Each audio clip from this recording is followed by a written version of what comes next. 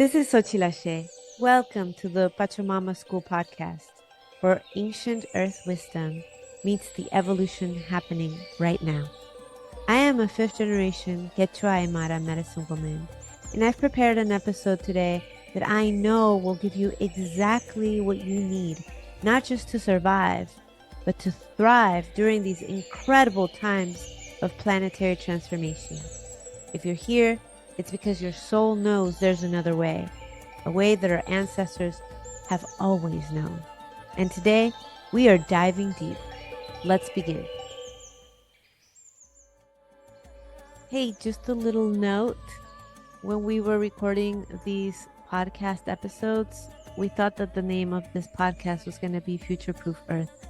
But as we sat down with spirit, with the earth, and with some medicine, we realized the real name of this podcast is Pachamama School. So enjoy this podcast. Just wanted you to know that the podcast has a new name. Love you. Hello, everyone. I'm so happy. We're back with Jesse Johnson Chandra. And I'm so excited to have her here because I am absolutely certain that this conversation is going to be deep, fun, and expansive medicine for all of us. And so I want to introduce one of my soul sisters, also teacher and friend on my path, Jesse Johnson Chandra. She works at the intersection of money, power, consciousness, and potential. And from this place of expertise, she serves artists, entrepreneurs, and leaders of innovative organizations to make enormous impact on the world. Her coaching enables clients to do the work they are called, make the money that matches them, often seven figures, and live the lives they were built for. Jessie started her career as an algebra teacher and then an instructional coach in New York City public high schools. A decade in, dismayed by systematic dysfunction and unsatisfied, she left public schools and built a multi-million-dollar coaching business, serving healers and spiritual teachers.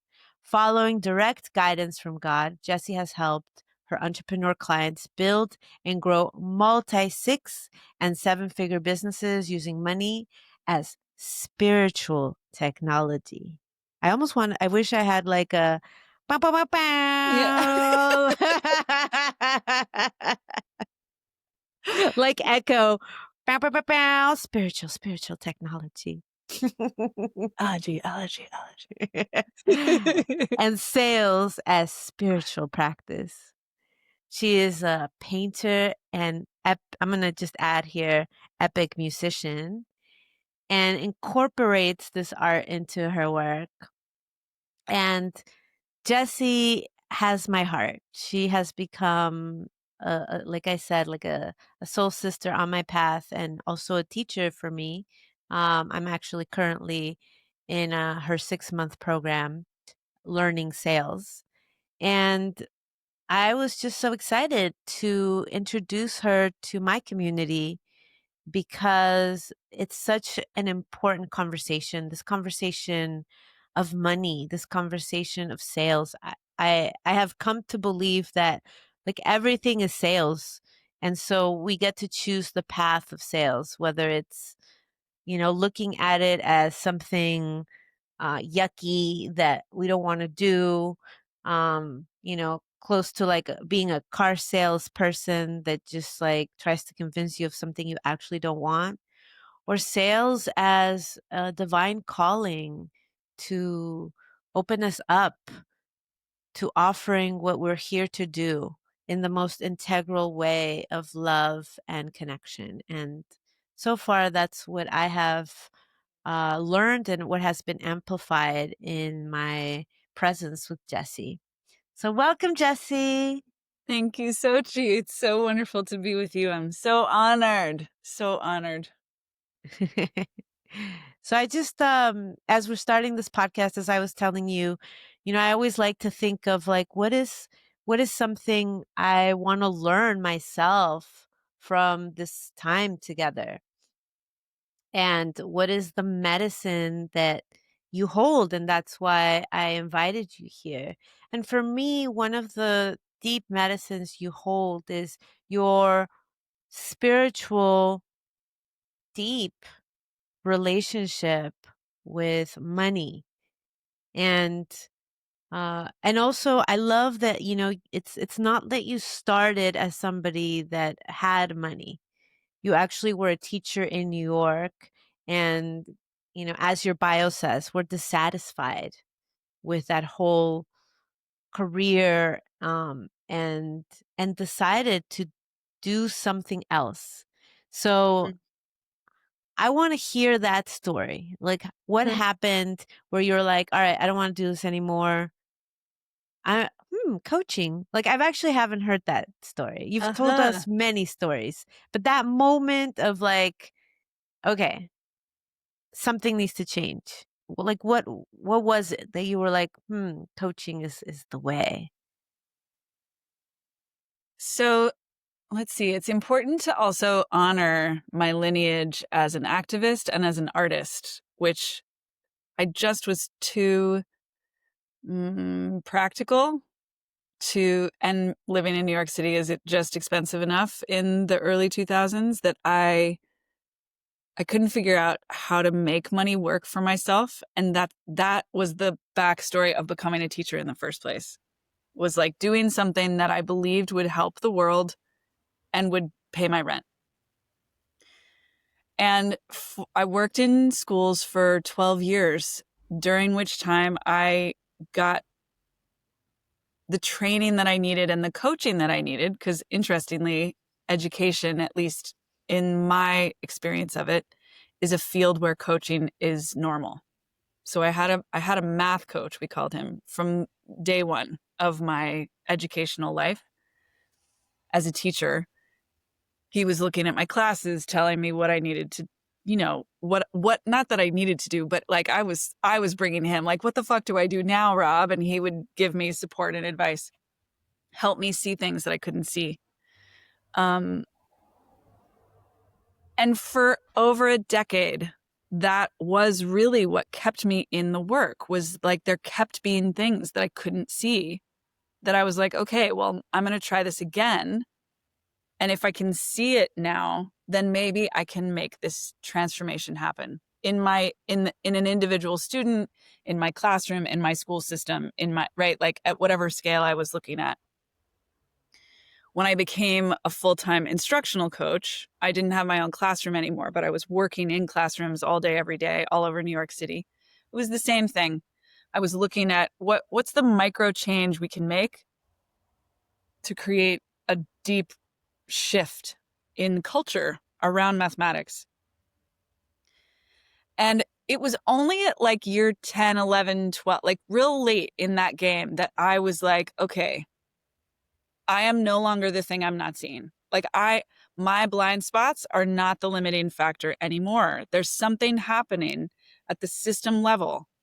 The very principals that are hiring me and my organization to come and help their teachers, who are consciously bought into what we're teaching them, are, through their policies and decisions for structure in the school, undermining the very thing they hired us to do. And it was like, it's not that I didn't think that, it's not that I thought schools were awesome out the gate, but there was something about my own, it's like I knew that I needed to learn more. I knew that I was a limitation. And there was something about that turning point at around the decade mark that I was like, okay, I have limitations still, but they're no longer the reason that this thing is limited. My limitations are up here and the limitations of the system are down here. And so then I spent a couple years like wondering what to do, because I was getting angry. I was like not respectful in a fundamental way of my colleagues, of what we were doing. I was kind of like regularly looking at the negative. And and I'm not really a very negative person, so it really stood out that I was not able to find enough resources internally to stay resilient in the face of what was happening. And meanwhile, I was falling in love with Shri, who is how I know you, and watching him in his community, which was a very renegade transformational conglomerate of like spiritual communities all over New York City.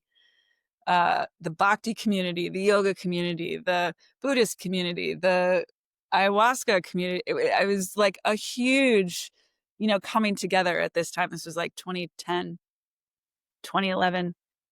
And so it was like just enough mutation and inspiration for me to really believe that maybe something else was possible.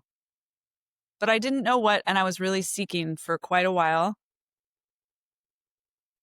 I actually knew some life coaches, but I was not impressed. And so it never occurred to me to like become one.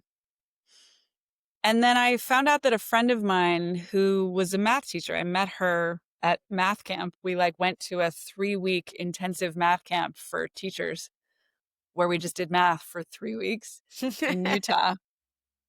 I had met her a few years before, and I saw on social media that she was leaving teaching and being a life coach, and there was something about my mindset shift that I was like, well, I really respect her, and so if she's saying that she is doing this life coaching thing, maybe it's not what I think it is. And so I called her and hired her that day. And that was the beginning of this chapter that I'm still in my career, because she was and is one of the most profoundly conscious, sophisticated, refined, elevated human beings that I've ever known. And what she taught me was about business and money and how to kind of, I'd never thought about those things. But it was also immediately for me non-different from all my other spiritual practices. And so it was easy for me to make the shift because it was like everything that I have prepared my whole life to do. I remember having a conversation with her where I was like, oh, like even my parents being therapists and raising me in the way that they did has prepared me for this work. And I think it was so like every part of me wanted all of me to be wanted, welcome, and used in my work. And that had never happened before. So when I started my business, I was highly motivated to pull the whole thing off because it was the place where my artistry, my activism, my training and intelligence as a teacher and a leader was all brought into one sphere. And actually, in the very beginning, my plan was to coach retreat leaders on their curriculum. Like I was used to working with math teachers on their curriculum and how their students were really integrating the experience of education. It wasn't just like a moment, but like what change was really happening over time. And I was really motivated to bring that same work into this sort of spiritual education conversation because I could see a lot of spiritual educators who were creating these peak experiences on retreat, but not really tracking how that transformation lasted or didn't. It was like if people had a great experience on retreat, then that was the end of the conversation. It was like, yeah, but do their lives change as a result? Or do they just go back to the same suffering and struggle that they're used to? So that was like the original impetus.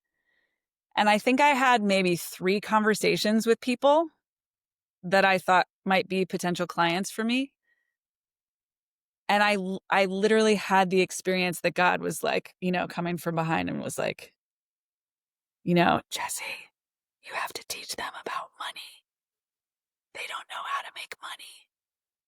And I remember being kind of like bummed. It was like, I'm excited to talk about curriculum. I'm excited to talk about what they do when they're in the room with their people. But it felt very direct that money like picked me by the back of the neck like a kitten and just moved me to the place where I was most needed. And so again, that happened like a couple weeks in. It was very, very early. And so then all of a sudden I was like, okay, I'm going to help retreat leaders with money. I'm going to help people who are taking people to Costa Rica and India and Thailand on retreat figure out how to do this in a sustainable way. And what's so incredible, of course, is that like by doing the work around money, we become more conscious in all areas of our lives. And so the work around curriculum naturally improves. I don't really have to like go target that in order for people to get even better at that. And also, to be fair, most of the people that I work with are already really good at that stuff. Money is like a strange blind spot for most of the people that I support. Can we talk about that? Can we talk about how it's a strange blind spot? I've seen it. I mean, I think I'm unique in that, like, I've been doing this money work for a really, really long time, but I was very much a pioneer with my contemporaries. Like, there was so much resistance to money. Um, and so that's why I loved you. I loved that you were talking about that combination of spirit and money. And I was like, yes, Jesse knows what's up. But tell me more about that blind spot because I'm sure our listeners may be having that blind spot. Mm. I mean, I think to be fair, it's also important to acknowledge that I think everyone has awakening to in the realm of money. Even if they're financial advisors or accountants or people whose literal work is always about numbers and money, I think we all have a growth edge here. I think money is one of the places where in our current society, we are the most conditioned to compromise, feel restricted, buy into external narratives of what's possible for us and be driven by those narratives. So even if your listeners are all wealthy and having a great life and not feeling particularly financially restricted, I want to invite everybody to lean in and be curious about what might you be missing? That sounds a little negative. What might there be that you haven't yet seen in your own relationship to money? What would be fun for you to experience more of or less of in your relationship to money? And then back into my conversation, it's funny because I watched a beautiful, beautiful teacher yesterday. I was just introduced to her and I watched a video that she posted on social. And she was just speaking with such clarity, refinement. It's like I love it. I freaking love it when I hear like someone who's been in their work for decades and really knows what they're talking about, knows the whole lay of the land and understands how to do their work with such high levels of integrity. So it was very clear to me early on. She was like, y'all, I'm not going to make some pithy like statement to keep you watching. I think in full thoughts. I talk in full sentences and it's going to be worth it. I was like, I'm fucking in. Give me the slow version, you know? So I'm listening to her. I'm learning from her, loving her. And then right at the end, she just slipped in there. And so as a result of making all these correct, powerful changes and serving people correctly, I'm not making as much money, but it's worth it to me because I am committed to living a life of service. And I was like flabbergasted because I literally the whole time it was like this, like full transmission, just steady, steady, steady. And then for me, that was a major drop, a major glitch, a major blip. And then she went right back, back to the transmission. But I feel like that's like maybe a little more extreme than it's not always so visible, but that's the paradigm that we have to choose. We've been conditioned to believe that we have to choose between service and wealth. And part of what I think is so important about this conversation that you and I can have is that it's not crazy.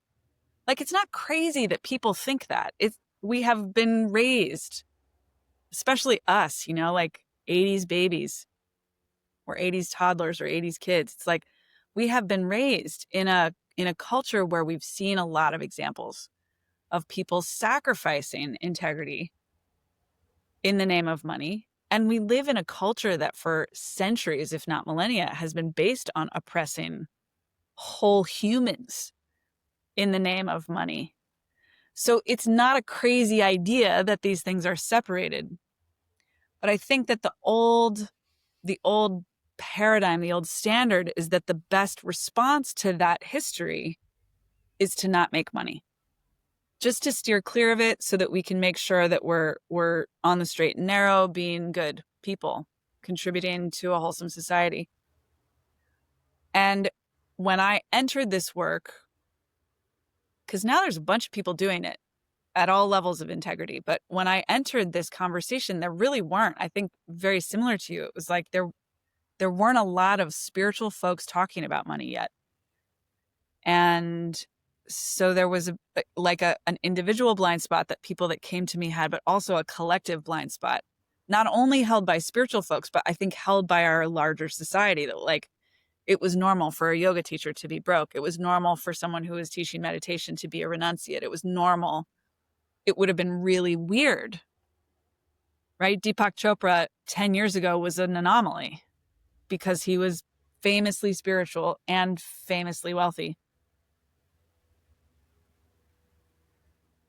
What I was seeing when I started, and this of course is still true, but it's I'm talking about lineage here. So is that renunciation of money had restricted a very particular kind of agency,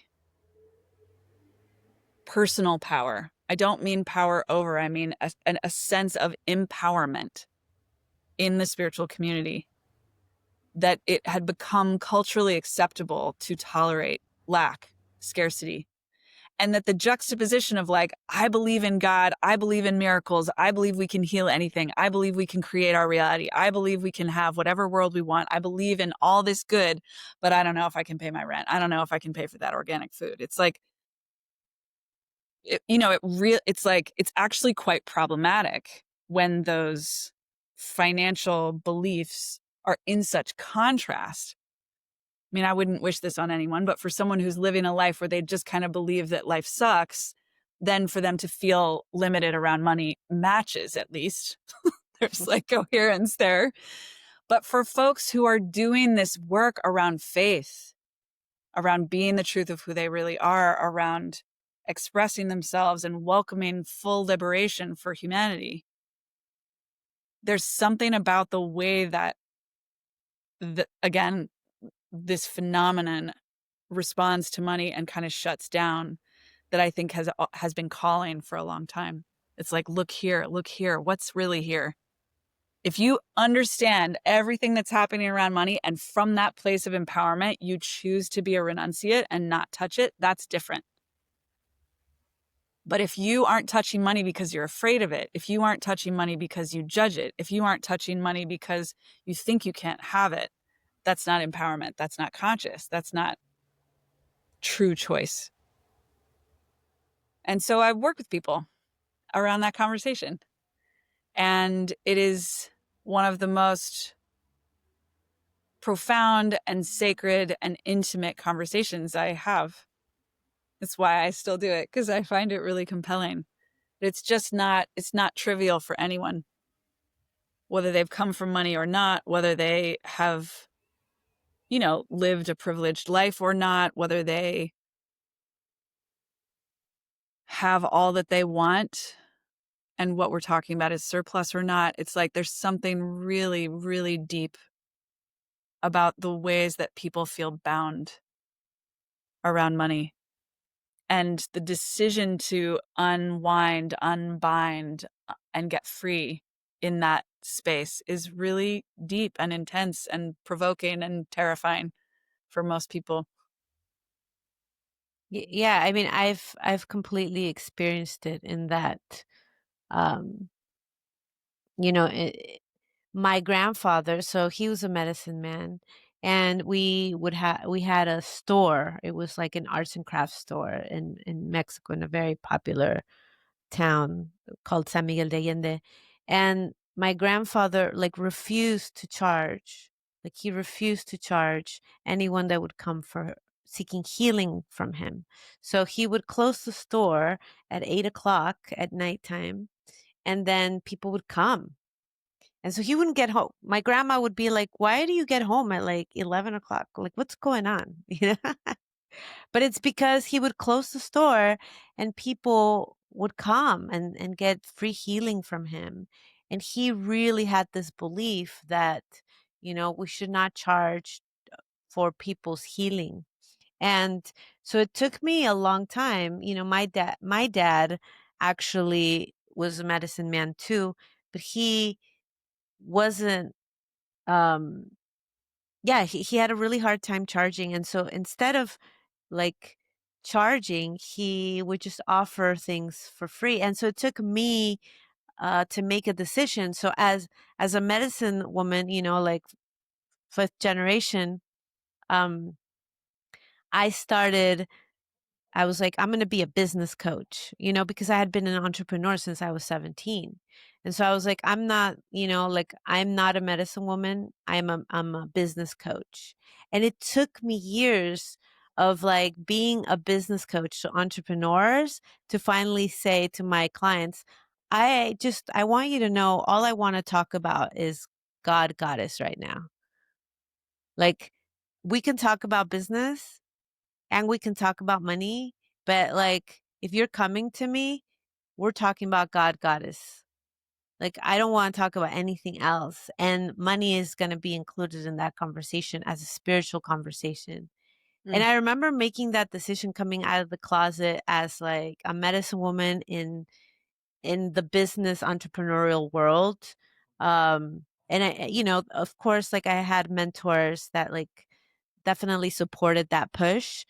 But it was because I was coming from mentors that were like we're teaching conscious commerce, conscious business, right? And so, wow, I had to really break like literal generational trauma with money, and coming to our work together.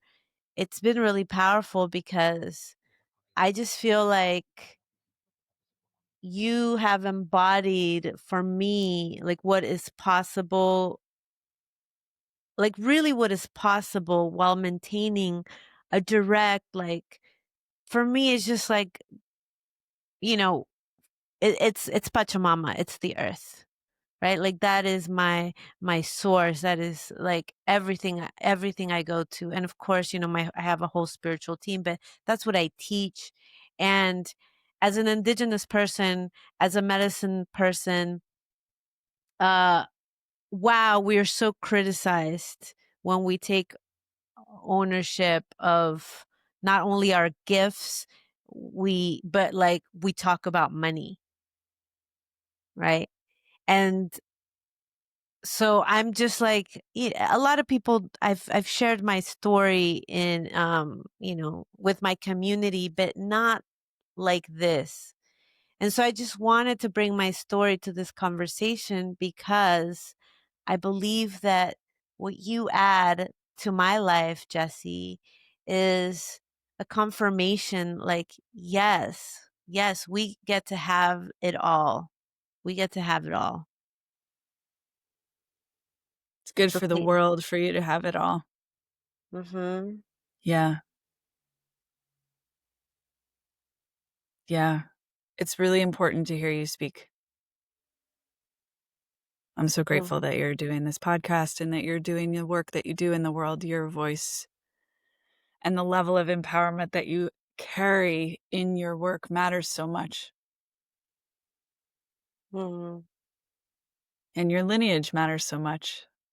And I think that our lineages are being called into new paradigms. Maybe it was correct always for these things to be free in the past. And now the world has changed, and the level of self-sacrifice that is required in order to live that way isn't sustainable. It's not Mm-mm. And I think the world is also needing more healing. You and I have been called to do this full time, not as a side hustle. Mhm. And we've said yes to that calling. And so there's something very important about allowing ourselves to receive, allowing ourselves to receive. And I got to shout out that I recently had this experience, which you've also had now. We've talked about this, of working with someone who works by donation. And for me, it made something safe because it was in a health context, and there was something about it that I had really felt taken advantage of, really felt sort of mm, dehumanized by what I've paid for healthcare in both Western allopathic kind of contexts, mainstream medical system stuff, of course. I feel like everyone knows what that is, but also in alternative healthcare scenarios. And so there was something profound for me about paying this person who did not require me to pay him. It made it easier for me to trust him and his medicine. And because of what I know about money, I pay him extremely well. And I genuinely have no idea if he's like living in relative, I don't think he's living in relative poverty because I know a bunch of other people who pay him really well, but I'm like haven't yet talked with him about his own relationship to money and how he navigates working by donation. But my suspicion is that like he helped me with something to do with money. There was a connection between my physical health and what I was doing around money. And he understood enough to be able to help me with that. So it's like there's even with that, even this person who has chosen to live the life of a renunciate saint in some form has an understanding of how money works and is willing to be paid very well. And so I just think that it's interesting that I'm bringing him in because his structure is so different from what most of the people that I work with choose. But I think it represents that like this also isn't about one thing. What we're talking about isn't about following a formula and charging one way so that you can make money. It's like actually letting yourself listen to God and the guidance that's being given to you in the realm of money as much as in every other realm. And to be willing to follow those instructions, whether those instructions are to pull out a begging bowl and only eat what's given to you, or to charge 7 figures for a consulting contract. And I think a lot of this has to do, and this is kind of getting into a more advanced conversation, but it's important to name, it has to do with what serves the people you work with. What's best for them? Is it best for them for you to charge? Is it best for them for you to work by donation? Is it best for them for you to not accept money? And for my work, it's best for my clients to pay. People that don't pay don't actually receive the benefit of my work, in part because they haven't consented. Money is a tool that I use for consent.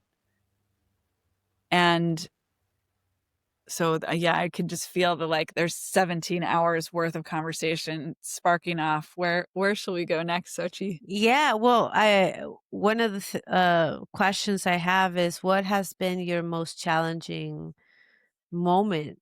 And I know that there's so many challenging moments at all times, but what has been your most recent challenging moment when dealing with money?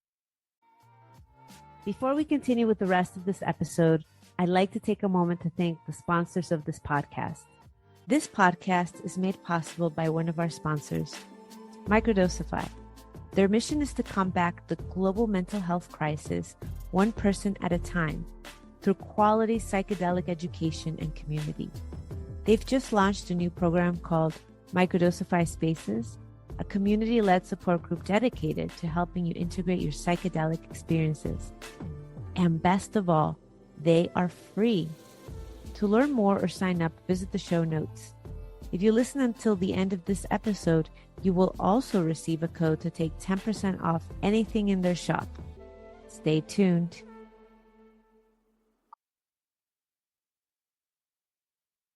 Well,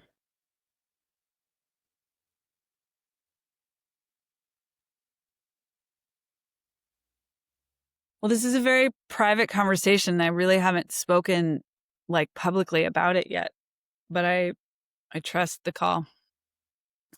About 3 years ago, I started looking. I had just become a parent, so I had an almost 1-year-old.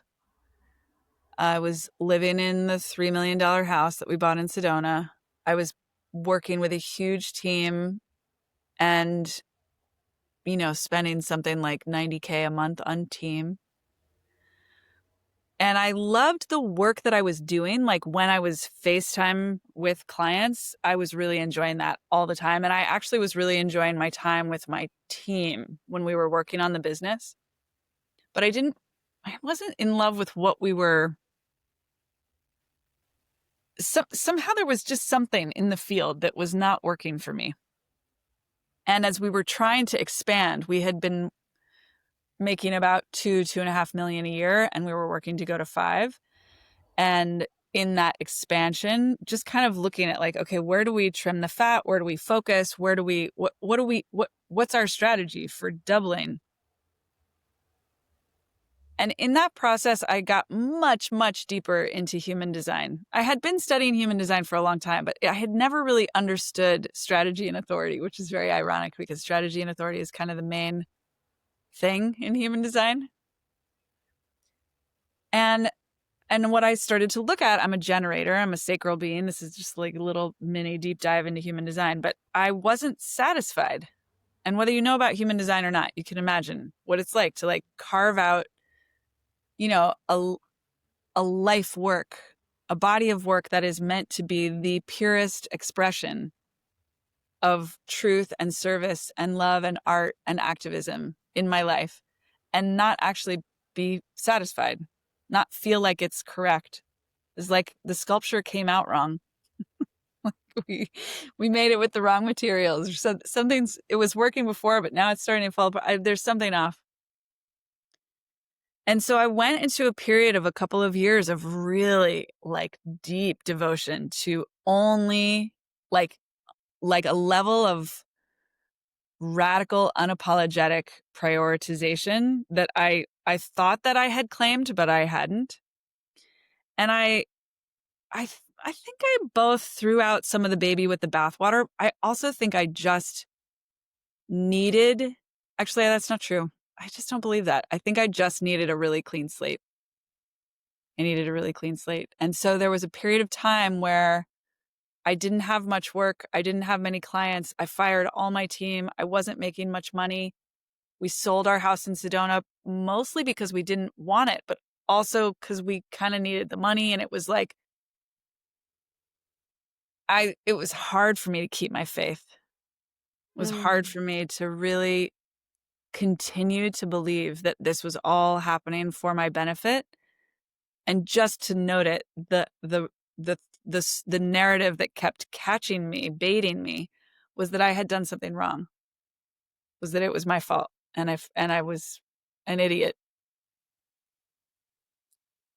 being punished at some level. I kind of knew that wasn't like I knew better, but I felt that. So much of this, I think, is very connected to parenting. Not that parenting is the cause of suffering in this way, but just that parenting changed me so foundationally that I was not the same person. The business that I built that was working so well for me was the business of a woman who did not have a child. And in order to find the right business for me, I really had to create a kind of desert for myself for a while. Ironically, I moved out of the desert, but created an internal desert. And it's like I knew everything that I knew, but I just didn't want to do the things that I had done before to make money. And there were a lot, like a huge, I mean, we, again, hours of conversation about all the things that that was like. But the whole time I was like, what's happening right now? I think I trust what's happening right now, but it sucks. Wait, can I teach people about money if I'm not making enough money? Like what? It was a real, I never had that kind of self doubt before.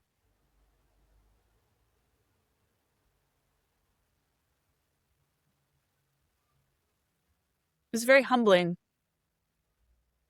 You know, there's this sort of thing about really, really wealthy people, like Warren Buffett era, that they've all been bankrupt.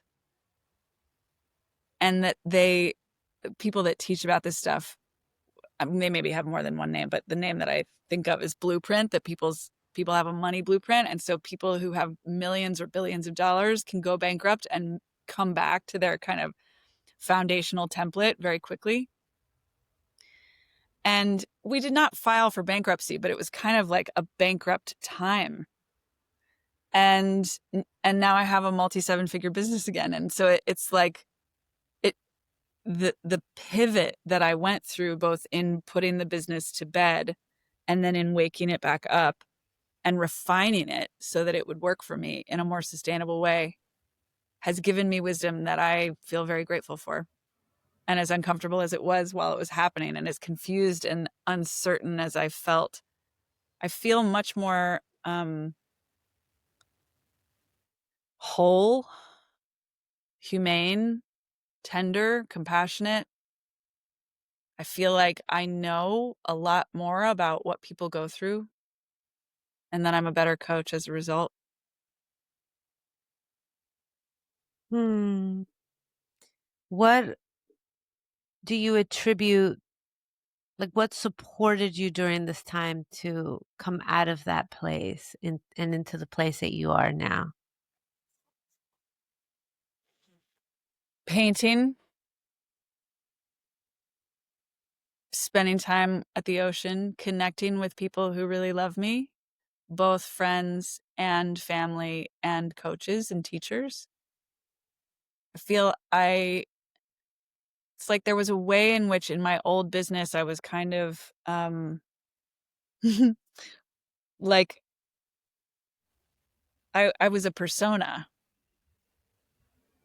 It's not like I was super famous or anything, but I had enough going on that the structure of the business kind of insulated me and kept most people away. And that was necessary for that structure at the time. But I don't want to live that way. I'm not built to live that way. I'm built to live in deep, intimate connection with everyone in my life in whatever relationships we have. And so um that's much more integrated now. I cried a lot during that time. I got angry a lot. I think I raged at God a lot. I also think I cracked open wounds that had been covered but were just waiting for healing and needed to be needed to we're ready to be seen and touched by the light, ready to be seen and touched by the air, ready to have the bandage removed even if it was a little uncomfortable. But also fucking Sochi, while it was happening, I was like, what the actual fuck, on a regular basis. You know, I could not have spoken the way I'm speaking now while it was happening. Um and I really lost connection to my faith, mostly in myself. It wasn't faith in God that was really threatened. It was faith in myself. I just felt like, oh yeah, maybe I suck. Maybe all those earlier oh, I didn't suck before, but maybe I suck now. It was so tender and sweet and sad and relevant, because I know that I talked to myself that way a lot when I was younger. And um and I think we all have been conditioned to talk to ourselves in that way. And so to have the opportunity to really look at those parts of myself that I had just kind of like tucked away and compartmentalized, but are ready to be loved by the woman I am now. That's Mm. how I see it now. Heartbreak is medicine for me. One of my favorite songs on my new album that will be released very soon is called Heartbreak Paradise. I think that's one of the many lessons of this time that I'm able to see now, is that, like, yeah, it was heartbreaking. It was heartbreaking. And I'm a disciple of heartbreak. Heartbreak Mm. cracks me open to letting more God in and understanding what I really am. It disrupts the illusions that I construct and reconstruct that protect me from the truth that we die. Mm. I went to a beautiful performance last night. It was so great at the Pasadena Playhouse of all places. And it was like a comedic clown transformational performance. I've never seen anything like it. And there was this moment in the middle of the 70-minute performance when the performer put a meditation on the head of this man who had a problem that he can't sleep enough. And she was like, maybe you guys, she started talking to the audience, maybe you guys can hear the meditation. And we all got the full sound of what he was hearing. And it was like, spiritual music and toning, whatever. And then her voice coming in, all your friends and family are going to die. And I was like, yes, yes, yes, that is the meditation. That is the correct portal to freedom. Yes, remind me again. I forgot again. Ugh. Well, we could spend a lot of time together, but I want to know, like, why is money a spiritual technology? And I'm gonna do the bow, bow, bow, bow. Spiritual. Technology. I love it. I've like 100 things I could say about this. Let's see which ones of them can come out quickly. For me, when I had that experience of being picked by money, of being directed by God to focus on money, I mean, immediately it was like, oh. Then I saw that I had been keeping God out of the money conversation. I just was like, I'm responsible for that. Not in a like, because I'm so powerful, just like I thought that was too mundane for God. And the recognition that, like, no, God is everywhere. God is in everything. And I want to be in relationship with God everywhere and everything. So what does it look like to bring God in here? And that is the work of decades now. What has changed in my life and the lives of my clients, when we charge differently, when we spend differently, when we earn differently, both in terms of what we earn, like the increasing the number, but also in terms of increasing the quality of the work that we're doing as the exchange. I have not seen more significant transformation. It touches the deepest parts of our self-worth, our self-love, our maturity, our capacity to parent ourselves and take care of ourselves, actually.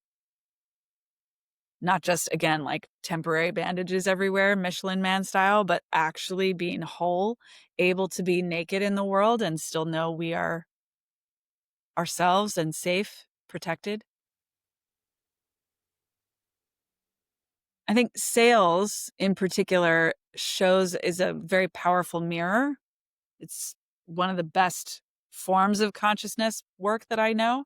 It's very hot, very fast, very intense, very confronting, but that also makes it very efficient. It's like we can see our codependencies. We can see where we're people pleasing and wanting to be liked and not really unconditional. Can see where we're attached. We can see where we're gripping. We can see where we're working too hard. And I think in many ways, both money and our relationship to money is also a mirror for how we are showing up in the world, showing up in our lives, feeling as powerful as we are, using the gifts that we've been given. And in my experience of my own life, as a direct corollary to the story I was just sharing. When I reclaimed my belief in myself, immediately I started making multiple six figures a month again. I mean, it was like a switch. Now, I knew already how to do that. I don't think it's a trivial thing to figure out how to do that in the first place. So it's worth making that distinction. But this, it's like the amount of our love of ourselves, not from an egoic place, but from a place of true acceptance, in my lived experience, is directly proportional to how much money we earn and have. You and I have talked just a little bit about this book, The Having. It's the best book about money I've ever read. And I feel like it also points to this spiritual technology of money very well. Because in that book, it's all about money as a practice of presence. Can we have what right now I'm wearing this new pink shirt. Everybody likes the color. I've never worn this color before. Can I have this color? I spent money to buy this shirt. Can I feel good about the choice to spend that money that I had the money to spend? It's like look around your life. There's a financial component to every single thing. The water you're drinking, the necklace you're wearing, the headphones you're using, the internet service that you're standing on in this room, or as you listen to the podcast streaming. It's like there is a portal to more consciousness, to more God everywhere through the doorway of money. Hmm. I have a question that might require you to just close your eyes for a second. Mm. I've been thinking a lot about, legacy, and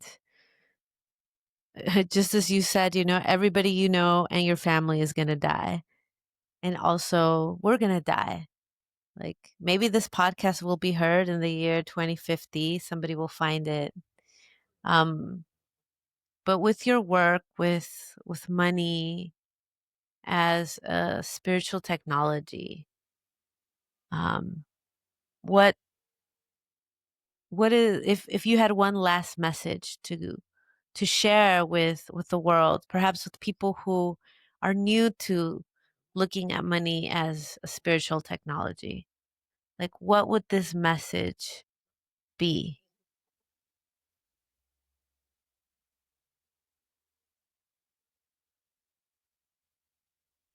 Who you are is wanted. Who you really are has value beyond price, beyond number. What you think your gifts are, you're right. You're right.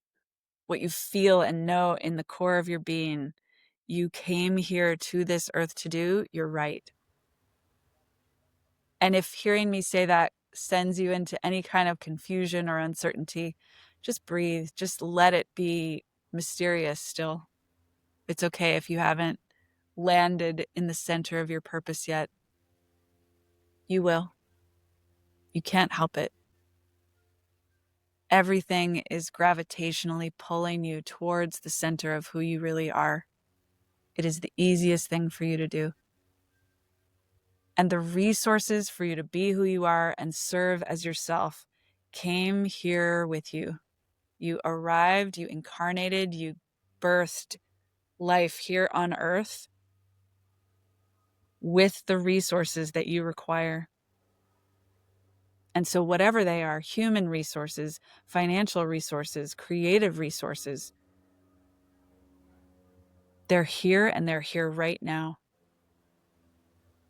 And you can be gentle with yourself as you believe in that, as you turn your attention to the possibility that I'm right, leaning in the direction of allowing those resources to find you, allowing yourself to find those resources,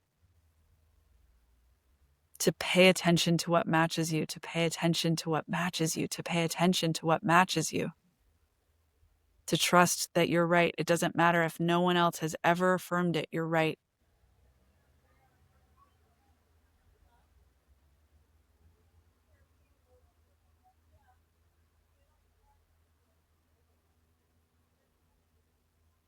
The world is changing. The world is changing. Your truth is part of what will change it, part of what will heal it, part of what will resolve whatever problems we face. Let us have you. Mm.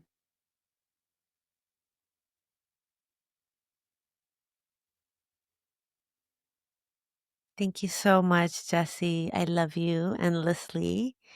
And I hope to bring you back.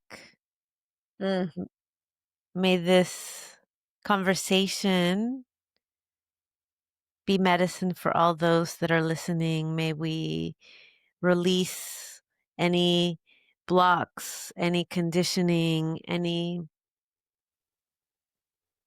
ancestral burdens, generational burdens with money. Because even though we might not like the monetary system, this is what is available to us at this moment. And therefore, it's time to be powerful. I believe that money in my hands is good for the earth. I believe that money in our hands is good for the earth, and we can really create a powerful, powerful world when the people that actually should be having the money have the money. So thank you for being here, Jesse, and thank everybody for listening. Any Thank last words that you want to share before we close? I don't know. Rolling on the floor with you in delight. I love you. I'm honored. Thank you. Yes, love you too. Thank you. If you've enjoyed this episode, the best way to support the Pachamama School podcast is to subscribe, leave us a review, or share it with a loved one. To stay connected with our community and learn about upcoming ceremonies, gatherings, and earth wisdom teachings, visit the show notes and sign up for our newsletter at xochitlashe.com. As a special gift to our podcast listeners, you can download my free ebook, Bridging Worlds, Indigenous Wisdom for Microdosing Mushrooms, where you'll learn to integrate indigenous wisdom into your microdosing practice. Once again, I'd love to thank our sponsor, Microdosify. Listeners can take 10% off anything in their shop. Just enter the code SACRED.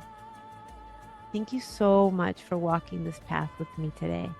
And may your life be filled with Pachamama's blessings, medicine, and magic.